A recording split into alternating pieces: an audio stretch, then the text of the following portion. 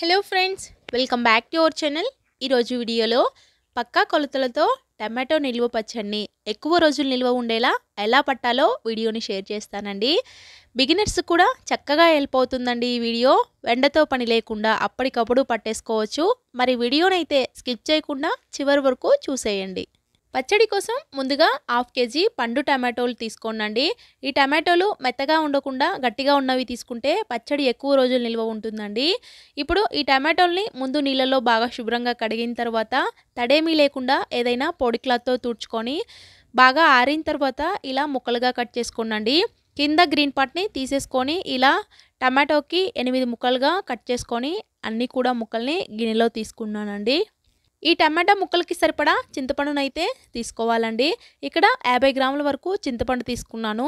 తొక్కలు, పీచులు అలానే గింజలేమీ లేకుండా తీసుకొని పక్కన పెట్టుకోండి.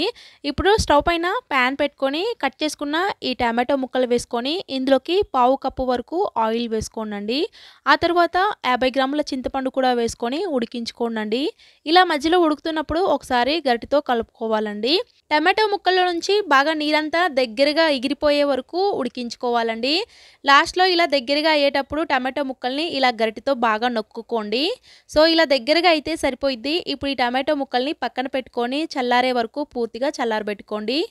ఈలోపు స్టవ్ పైన వేరే ప్యాన్ పెట్టుకొని 1 స్పూన్ మెంతులు, 2 స్పూన్ల వరకు ఆవాలను వేసుకొని బాగా కలుపుతూ మీడియం ఫ్లేమ్లో దోరగా ఫ్రై చేసుకోవాలండి. మెంతులు, ఆవాలు లైట్గా దోరగా ఫ్రై అయిన తర్వాత ఏదైనా ప్లేట్లోకి తీసుకొని పక్కన పెట్టుకొని పూర్తిగా చల్లారబెట్టుకోవాలండి. పూర్తిగా ఇలా చల్లారిన తర్వాత మిక్సీ జార్లోకి వేసుకొని అలానే ఒక గుప్పెడు వెల్లుల్లి రెబ్బలు కూడా వేసేసుకొని గ్రైండ్ చేసుకోవాలి. ఇలా ఒకసారి గ్రైండ్ చేసుకున్న తర్వాత ఉడికించుకొని చల్లారబెట్టిన ఈ టమాటో గుజ్జును కూడా వేసేసుకొని ఇందులోకి 40 గ్రాముల వరకు రాళ్ళుప్పు అలానే 40 గ్రాముల వరకు కారం వేసుకోవాలండి. మసాలా కారం కాకుండా పచ్చి కారం వేసుకుంటేనే పచ్చడి టేస్ట్ చాలా బాగుంటుందండి. మూతను పెట్టుకొని ఒక 2-3 నిమిషాల పాటు మెత్తగా గ్రైండ్ చేసుకోవాలండి. అంతేనండి, పచ్చడి అయితే రెడీ అయిపోయింది. ఇప్పుడు పచ్చడి కోసం తాలింపునైతే వేసేసుకుందాము. స్టవ్ పైన ప్యాన్ పెట్టుకొని 1/2 కప్పు వరకు ఆయిల్ వేసుకోండి. పచ్చళ్ళల్లోకి ఎప్పుడైనా పప్పు నూనె కానీ పల్లి నూనె కానీ వేసుకుంటేనే ఇంకా టేస్ట్ చాలా బాగుంటుందండి. సో ఈ తాలింపులోకి ఆయిల్ వేసుకున్న తర్వాత శనగపప్పు, మినపప్పు, ఆవాలు, జీలకర్ర, దంచుకున్న వెల్లుల్లి రెబ్బలు అలానే ఎండుమిర్చి వేసుకొని లైట్గా ఫ్రై చేసుకోండి. ఇలా కొద్దిగా ఫ్రై అయిన తర్వాత మీకు నచ్చితే కొద్దిగా ఇంగువ అలానే పసుపు, కొంచెం కరివేపాకు వేసుకొని ఫ్రై చేసుకోండి. తాలింపుని మాడిపోకుండా బాగా ఫ్రై చేసుకుంటేనే పచ్చడి టేస్ట్ చాలా బాగుంటుంది.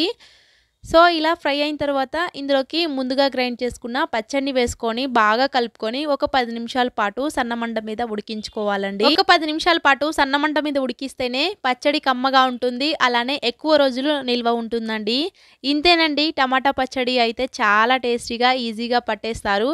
మరి మీరు కూడా తప్పకుండా ఒకసారి ఇలా ట్రై చేయండి. నేనైతే తక్కువ క్వాంటిటీలో పట్టాను కాబట్టి కరెక్ట్గా మీరైతే ఎక్కువ క్వాంటిటీలో పట్టాలి అనుకుంటే ఇదే క్వాంటిటీస్ని డబల్ చేసుకొని అన్నీ కూడా వేసేసుకొని పచ్చడి పట్టేసుకోవడమే. పచ్చడి చాలా బాగుంటుంది. మీరు కూడా ఇదే విధంగా కొలతలతో ట్రై చేసి మీకు ఎలా కుదిరిందో కామెంట్ చేయండి. సో కొత్తగా మన ఛానల్ని చూస్తున్న వాళ్ళైతే వీడియోని లైక్ చేసి మన ఛానల్ని సబ్స్క్రైబ్ చేసుకోండి. చూస్తూనే ఉండండి మన ఛానల్ని. మళ్ళీ మరొక మంచి వీడియోతో అయితే మీ ముందుంటాను.